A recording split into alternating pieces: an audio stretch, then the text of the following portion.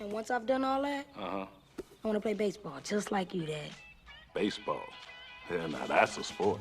I can't tell you guys how good it feels to be back in this chair and talking about baseball. What's going on, guys? It's Fuzzy. Welcome back to yet another Major League Baseball recap. I know that I have been slacking as of late, and I do want to apologize, but if you want to see me talk about baseball more regularly, I'm sure I can find some things to talk about. Let's try and get this video to 1,000 likes. That way I know that you guys want to see it, but we have a ton to talk about today. Some good news and then some not so good news. Actually, I'll start with that for right now so we can get onto a little bit of a lighter note. Trey Mancini just confirmed that he has stage 3 colon cancer. So I just want to say, all of us at Fuzzy Nation, all of us in the baseball community, we are pulling for him because most likely, even if baseball resumes, he is not going to be able to play until at least 2021 because he has to go through 6 months of chemotherapy. So Trey Mancini, a guy that put the Orioles, that entire franchise, on his back for at least 2 of the last 3 years, I just wanted to say we're all behind him. But again, we have a lot to talk about today.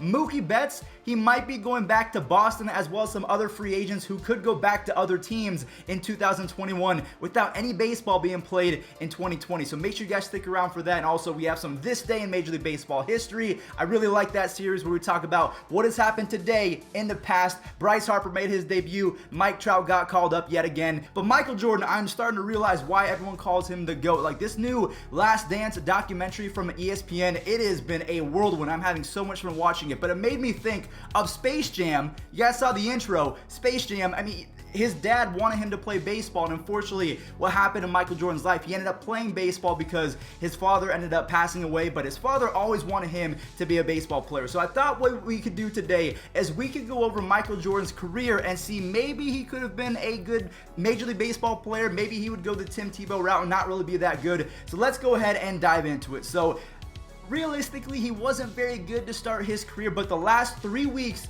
of his first season back in baseball at 31 years old, he hit 300. Okay, so he was improving. He vowed that as bad as he was going to improve, and he did. 3 solid weeks hitting 300. That's really good. You will be a professional baseball player if you can keep that up. He also stole 30 bags. Now, he did get caught stealing a lot, but he could fly. He was starting to hit for average, and even then, when he went to the Arizona Fall League against better competition, he hit 252, which is not completely terrible. So I think a lot of people have the wrong impression that Michael Jordan was an awful baseball player. He was 31 years old. He hadn't played since high school. I mean, even at 12 years old, Michael Jordan was deemed Mr. Baseball in North Carolina. So I think that he gets a bad rap. The only reason why he left is because there was a strike in 1995, and he just did not want to get in between. So he decided to leave Major League Baseball after donating 4 buses to the Chicago minor league teams. I mean, the dude was just a class act. He grinded and grinded and grinded. If you go to any one of his teammates from back in the day, they will say that he was the model citizen. He was a perfect teammate, and he was going to be good. Now, who knows if he would have had a Cooperstown career. I don't think that would have happened, especially because he started his career so late. But maybe a fringe all-star, that could have happened because he was super quick. He had a decent glove towards the end of his minor league career, but I think it would have been awesome. A lot of people say that baseball isn't cool.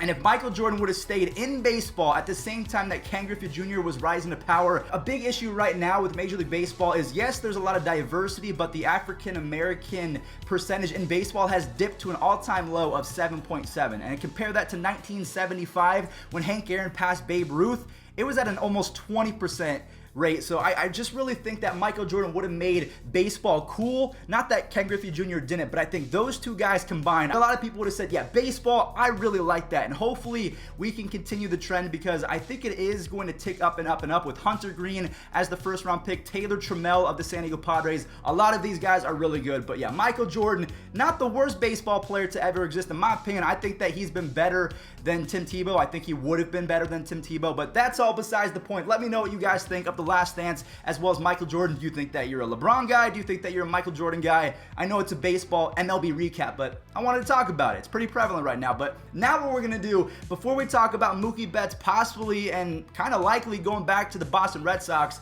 is the fact that baseball could be coming back, but I want to give you guys the details first. So what I have gathered over the past 48 hours is the fact that baseball could be coming back in the next 2 months. That's going to be my safe bet because every single team, all 30 Major League Baseball clubs have agreed to pay their employees until the end of May. But one team, my favorite club, the Cleveland Indians, universally known for being one of the cheaper teams in baseball, they decided to extend that to the end of June. So they're going to be paying their employees up until June. So what does that mean? Most likely, in my opinion, I don't think that baseball is going to return until July. I think that completely deflates the idea that there's going to be a bubble out in Arizona where they play in front of 0 fans. But I do think that baseball will resume in their own respective stadiums in July without any fans. And actually, the governor of New York, Cuomo, I think he came out and said that, like, Mets fans and Yankees fans, prepare for baseball, but you won't be able to watch it live in person. And to be honest with you,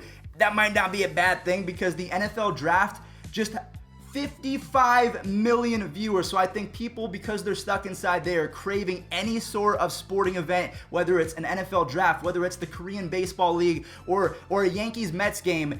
It's the Subway Series. Yes, there's no fans, but you can still have a really good commentator crew. Like if you have Bob Costas or if you have Dallas Braden, 2 completely different personalities, but they're going to bring something to the table that you might not see. Maybe add A-Rod in there for the baseball analytical side. I think that would be fantastic. We can get away with it, but I want you guys to know that baseball is trying to come back. The employees are being paid. And also, one thing I do want to throw out there as well before we start talking about Mookie Betts and the 2021 free agents is the fact that watch out for how many games they're going to play in 2020 because owners, if you think about it, their highest commodity in terms of money being paid out is to players. So they want to try and minimize the season, maybe to 60 games, maybe to 81 games, because they make most of their money with TV deals. So if they can limit the amount of games that they're played and also take advantage of the TV revenue for all those playoff teams, they can make some money. Whereas other clubs, maybe like the Marlins, if they start up and they suck, they might lose money because of the players that they have to pay. And no one's going to Marlins games and no one's really watching Marlins games. So maybe they can split up the TV revenue. But that's going to be a different story for a different day. Now let's go ahead and talk about Mookie Betts because if the season does, like let's say the season doesn't start, okay, the entire 2020 MLB schedule is completely just negated. It's gone. The Corona, you know what? I can't say it fully because I'll get copyrighted or demonetized. It's gone. And what does that mean? They will get 1 year of service time. So Mookie Betts just got traded from the Red Sox to the Dodgers. He can go back to the Dodgers, or he can go back to the Red Sox without ever suiting up for the LA Dodgers. So I think that's pretty crazy to say. Some other people that can vanish into thin air and go to other teams. DJ LeMahieu, he's going to be a free agent in 2021. Same with Trevor Bauer. He can go back to the Indians if he wants to. JT Realmuto, Marcus Semien, George Springer. There are a ton of guys that are free agents in 2021, and they can sign with whoever they want, even if baseball is not played this year, because the CBA, they agreed that one, if there are games going to be played, they will be paid on a prorated salary. So they're not going to get their full salary. They're going to prorate it. And then second, if baseball's canceled, they're going to get 1 year of service time and not paid at all. So that's going to be pretty crazy. Mookie Betts can go to whatever team he wants and maybe even back to the Red Sox. Maybe the Red Sox re-sign Alex Cora because he's not banished. He was banned for his incident with the Astros, not for what happened in Boston with the whole JT Watkins scapegoat, where they said you can't have JT Watkins is just he's a video editor for the Red Sox, and they're saying he's banned. I think they lost a second-round draft pick or something like that, but this year, it doesn't even really matter. If you have an undrafted player, you can sign him for as low as $20,000. So the Red Sox, they can sign a bunch of guys, and same with every other ball club. It's the all-time low for undrafted signing bonuses, so keep that in mind. But that's pretty much going to do it for today's video. I do want to go ahead and say that Alex Bregman, he is still getting roasted and toasted by all of you guys on Instagram. I'm going to go ahead and throw up the picture right now because he can post a picture of anything and he's going to get these comments. Now, I do think that he put a filter on the comment section for his latest video, or his latest picture, I should say, because you can't really find any of these hateful comments, so I think it's kind of getting to him. But last but not least, this day in Major League Baseball history, April 28th, 2012. So 8 years ago today, Bryce Harper made his debut and Mike Trout was recalled after playing about 40 games in 2011. He was recalled. The Angels said, please be good. And sure enough, they discovered the greatest player of our generation. So thank you guys for watching again. If we can get to 1,000 likes, I'll try and make these videos a little bit more often. It's hard to find some things to talk about, so I'm trying my best. But enjoy it. Love you guys. Catch you in the next one. Coming to the plate, making his major league debut, left fielder number 34, Bryce Harper. On a pitch up, he rams it to center, way over the head of Matt Kemp. That'll short hop the wall, and Bryce Harper digs his way into his first major league hit. I think more than anything, he's going to bring a lot of energy, and it seems fairly clear that the Angels could use a dose of that. And another team, Trout would have been part of the opening day lineup and playing regularly. That being said, he was exceptionally young.